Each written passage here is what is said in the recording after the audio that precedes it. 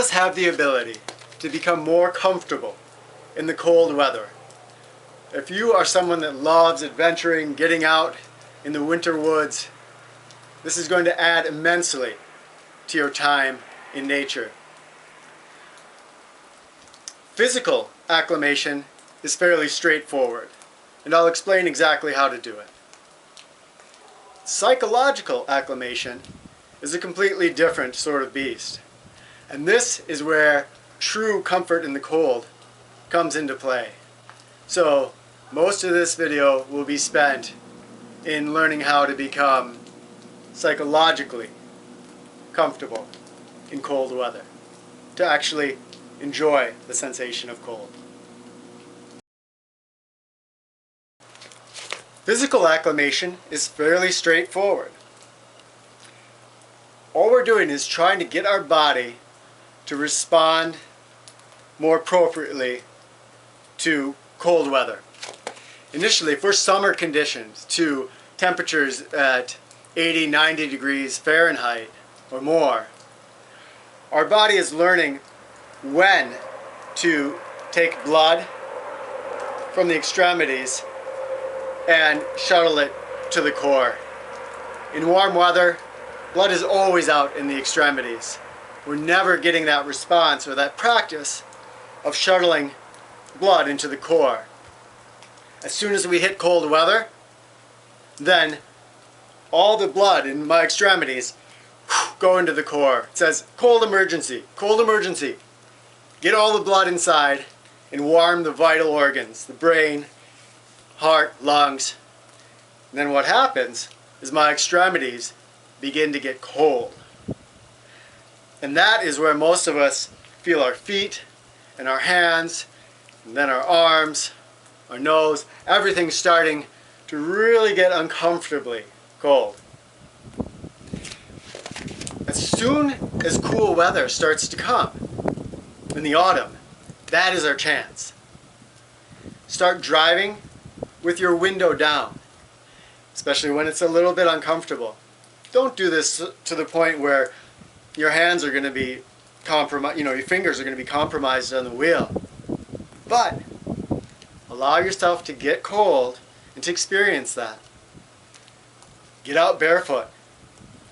Walk, especially when those first couple of snowfalls come, walk barefoot in the snow and see what that's like.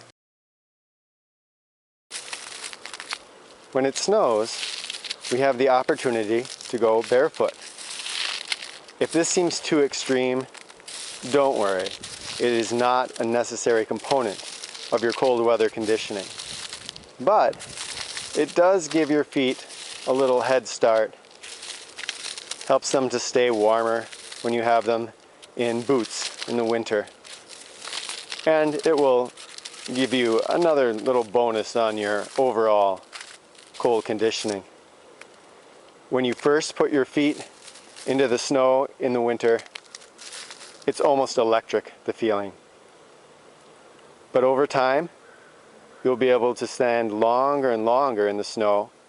And after a couple of weeks of practicing this, you'll be amazed at how long of walks you can take barefoot in the snow.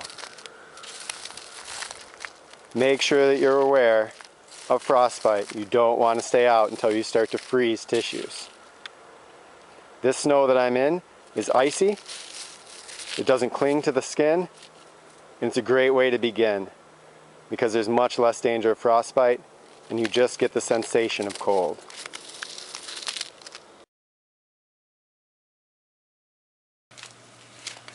Another technique you can use is at night when you're sleeping to shed all those layers of blankets.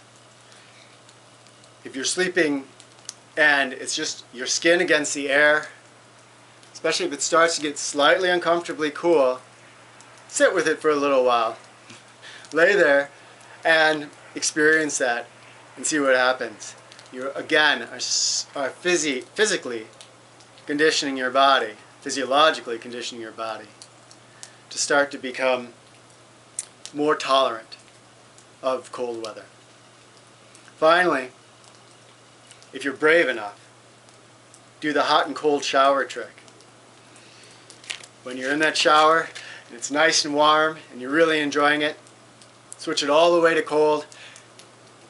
It's going to take your breath away, give you a gasp, but it really, really is going to keep your body conditioned to cold weather. And that one you can do all summer long.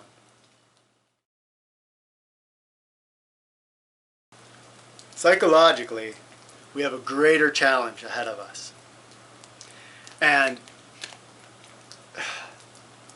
at Reweld University, we really teach surrender might be the wrong word, but a yielding which does not compromise your strength. It's actually stronger than trying to meet something head on. In our culture, we're often learning that if here's oppositional force, we push against it. And when you take that out into nature, you get your butt kicked every time. So, if the snow is coming down onto my flesh, and I'm resisting it and fighting it, you see people like this all the time, right? And they go out in the rain in the summer even, and they're just, they're fighting it and resisting it. And that's trying to meet it like this, with resistance, which actually fosters the condition of not enjoying the cold that we're trying to get over. Instead, if we can feel the actual sensation that we're feeling, I've been standing out here for quite a while, and if I feel the actual sensation, it tickles. And there's all these tickles of the snow falling onto my flesh. And as it melts and drips off of me, this isn't an unpleasant feeling at all. But as soon as I mentally resist, then it can start to get unpleasant and quite cold. Same with my bare feet, which you can't see. That is a great, great technique, is to go barefoot in the snow when your feet start feeling that resistance, like, get me out of here. Stop. Feel what you're actually feeling. And you'll feel that there's sort of a burning, tingling sensation that is not as unpleasant as you think. If you devote yourself to cold conditioning, start early in the autumn, and really, really allow yourself to start experiencing some cold, what's going to happen is you're going to get into the depths of winter when it's really chilly out, and you're going to be able to enjoy your time outside in a way that otherwise you would not be able to. It doesn't mean that I can go and spend all day like this out in the woods. I will start to lose body heat and go hypothermic. Doesn't mean I can just go swimming over there in the pond, through the ice every day and not, again, go hypothermic.